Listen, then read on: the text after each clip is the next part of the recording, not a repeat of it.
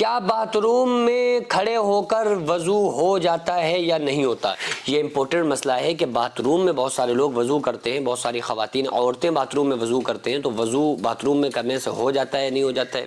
اور بعض لوگ ایسے ہیں کہ بیسنگ وغیرہ میں کھڑے ہو کر وضو کرتے ہیں، تو کھڑے ہو کر وضو کرنے سے وضو مانا جائے گا یا نہیں مانا جائے گا؟ دیکھیے، وضو کے کچھ کرائٹیریا ہیں، کچھ چیزیں ہیں جن کو آپ کو سمجھنا پڑے گا کہ جن کے ادا ہونے سے وضو ہوتا ہے، جن کے ادا ہونے سے وضو نہیں ہوتا ہے۔ تو اس کے لیے یہ سمجھنا پڑے گا کہ آخر وضو میں ضروری اور امپورٹنٹ چیزیں کون سی ہیں، وہ کون سی چیزیں ہیں جن کے ادا کرنے سے وضو ہو جاتا ہے، اور اس کے بعد یہ آپ کو سمجھنا آسان ہو جائے گا کہ کس کنڈیشن میں ہمارے لیے وضو کرنا جائز ہے اور ہو جائے گا، اور کس کنڈیشن میں ہم کتنا بھی وضو کر لیں لیکن ہمارا وضو نہیں مانا جائے گا۔ ہر چیز کے، ہر فرض کے، جیسے چاہے وہ نماز ہو، روزہ ہو، زکوٰۃ ہو، حج ہو، چاہے آپ غسل کر رہے ہوں یا آپ زکوٰۃ ادا کر رہے ہوں، ان کی کچھ چیزیں ہوتی ہیں جو چیزیں ان میں ادا کرنا ضروری ہوتی ہیں، جن کاموں کا، جن افعال کا کرنا ضروری ہوتا ہے، جن کو فرض کہا جاتا ہے۔ جیسے نماز ہے، چاہے آپ نفل نماز پڑھیں، فرض نماز پڑھیں، سنت نماز پڑھیں، نفل نماز پڑھیں، مستحب پڑھیں، عید پڑھیں، کوئی بھی آپ نماز پڑھیں،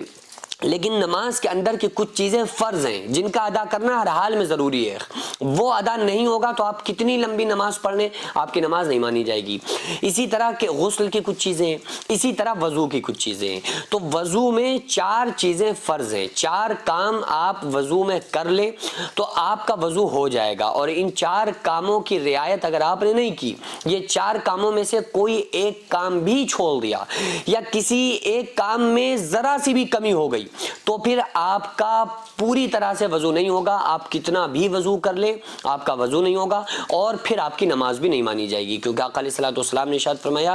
کہ نماز کی کنجی وضو ہے اور جنت کی کنجی نماز ہے، جس کا وضو نہیں اس کی نماز نہیں۔ تو اب آپ یہ سمجھ لیں کہ وہ 4 چیزیں کون سی ہیں جو وضو میں امپورٹنٹ ہیں، مردوں کے لیے بھی اور عورتوں کے لیے بھی۔ پہلا وضو کے اندر کا فرض ہے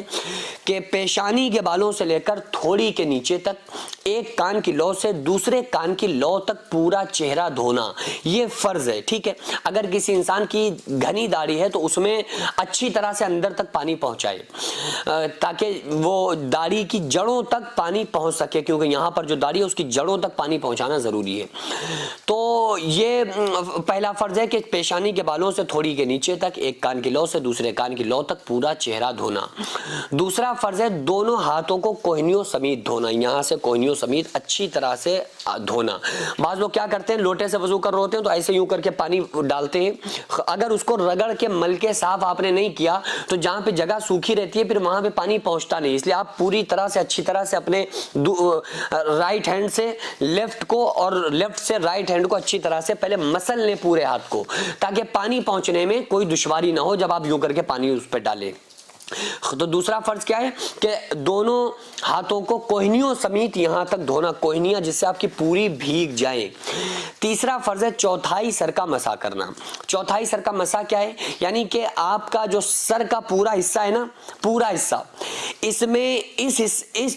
پورے سر کے آپ 4 حصے کر لیں۔ 4 حصے کے ایک حصہ یہ ہو گیا، 2 یہ ہو گئے، 3 یہ ہو گئے، 4 یہ ہو گئے۔ تو اب ان میں سے جو ایک حصہ بچ رہا ہے نا، چوتھائی حصہ وہ ہوا، تو چوتھائی حصہ یہ اس کا وضو میں چوتھائی حصے کا مسح کرنا یہ فرض ہے۔ پورے حصے کا مسح کر لیں گے تو سنت بھی ادا ہو جائے گی، پھر سنت بھی ادا ہو جائے گی، فرض بھی ادا ہو جائے گا۔ بہرحال چوتھائی حصہ کم از کم سر کا مسح کرنا یہ فرض ہے۔ چوتھا فرض ہے دونوں پیروں کو ٹخنوں سمیت دھونا۔ جو ٹخنے ہوتے ہیں نا، وہ ٹخنے بھی پوری طرح سے آپ کے بھیگنے چاہیے، تلوا بھی آپ کا پوری طرح سے بھیگنا چاہیے، انگلیوں کے اندر بھی اچھی طرح سے پانی آپ کا پہنچنا چاہیے اور وہ حصہ بھیگنا چاہیے۔ اگر ان 4 کاموں میں سے 4 فرائض میں ایک چیز بھی آپ نے ترک کر دی تو آپ کا وضو نہیں مانا جائے گا، ٹھیک ہے۔ اب رہا مسئلہ یہ کہ ہم کس طرح سے وضو کریں۔ دیکھیں، کھڑے ہو کر وضو کرنا یہ مناسب عمل نہیں ہے، یہ خلاف سنت ہے، خلاف اولیٰ ہے۔ تو اس لیے آپ بہتر یہ ہے کہ بیٹھ کر وضو کریں، اور پھر مستحب یہ ہے کہ قبلہ رخ ہو کر آپ وضو کریں، بہتر یہ ہے کہ آپ اونچی جگہ پر بیٹھ کر وضو کریں۔ تو یہ تمام چیزیں جو ہیں یہ رعایت آپ رکھیں تو زیادہ بہتر ہے۔ لیکن یہ 4 فرض جو میں نے آپ کو بتائے ہیں، یہ جس حالت میں بھی ادا ہو جائیں آپ کا وضو ہو جائے گا، چاہے آپ کھڑے ہو کے کریں، بیٹھ کے کریں، لیٹ کے کریں، کسی بھی طرح سے آپ نے ان 4 فرضوں کو ادا کر لیا آپ کا وضو ہو گیا۔ لیکن افضل پہ ہمیں عمل کرنا چاہیے۔ چاہیے کہ ہم جب وضو کر رہے ہیں تو خشوع اور خضوع کے ساتھ وضو کریں، اچھی طرح سے وضو کریں، اچھی طرح سے وضو کرنے کی جگہ جگہ پر تاکید آئی ہے کہ خشوع اور خضوع سے وضو کیا جائے۔ اب کھڑے ہو کر انسان اگر وضو کرنا چاہ رہا ہے تو وضو کر سکتا ہے، اس کا وضو جائز ہے، مانا جائے گا، ہو جائے گا۔